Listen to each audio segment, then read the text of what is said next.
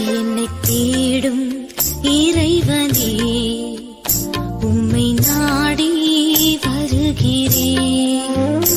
என்னை தேடும் இறைவனே, உம்மை நாடி வருகிறேன்.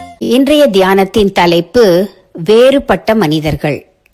வாசிக்க வேண்டிய திருமறை பகுதி லூக்கா 23ஆம் அதிகாரம் வசனங்கள் 32 முதல் 49 வரை. வேறுபட்ட மனிதர்கள். மெய்யாகவே இந்த மனுஷன் நீதிபரனாயிருந்தான். லூக்கா 23:47. இயேசுவை சிலுவையில் அறைந்திருக்கிறார்கள். சிலுவையை சுற்றி ஒரு சிறு கூட்டம் நிற்கிறது. இயேசுவை சிலுவையில் அறைதல் என்பது ஒரே நிகழ்வுதான் என்றாலும் பார்ப்பவர்கள் வேறுபட்ட கோணத்தில் அதை பார்த்து நிதானிக்கிறார்கள். பெரும்பாலானோர் இவன் தேவனால் தெரிந்து கொள்ளப்பட்ட கிறிஸ்துவானால் தன்னைத்தானே ரட்சித்துக் கொள்ளட்டும் என்கிறார்கள். அவர்கள் இயேசு குருடருக்கு சுகமளித்ததையும் குஷ்டரோகத்தை நீக்கியதையும் அறிந்திருந்தார்கள். ஐயோ, இவருக்கா இப்படி என்று அங்கலாய்க்காமல் குத்தலும் கிண்டலுமாய் இயேசுவை சிறுமைப்படுத்துகிறார்கள்.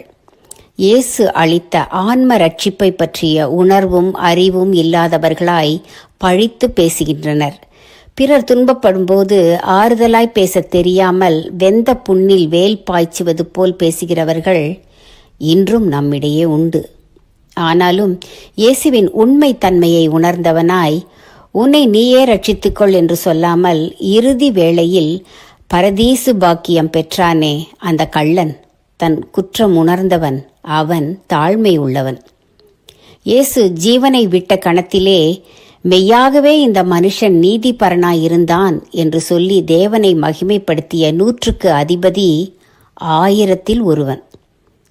இயேசு ஓர் இழிந்த நிலையில் உடல் கிழிந்தவராய் சிலுவையில் தொங்கும்போது அவரை இரட்சகராக கண்டு கொள்வதும் நீதிபரர் என்று சாட்சியிடுவதும் எளிதான காரியமல்ல, அரிதான காரியம்.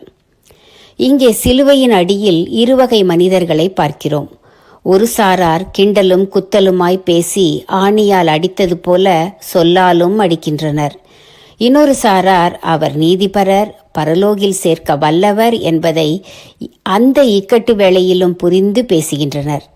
நாம் யார் பக்கம்?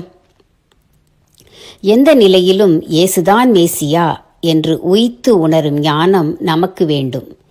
எந்த நிலையிலும் இயேசுதான் மேசியா என்று உய்த்து உணரும் ஞானம் நமக்கு வேண்டும். தீர்மானம்: இயேசுவை சிலுவையில் என் மீட்பராக கண்டு கொண்டேன், பணிவேன், போற்றுவேன்.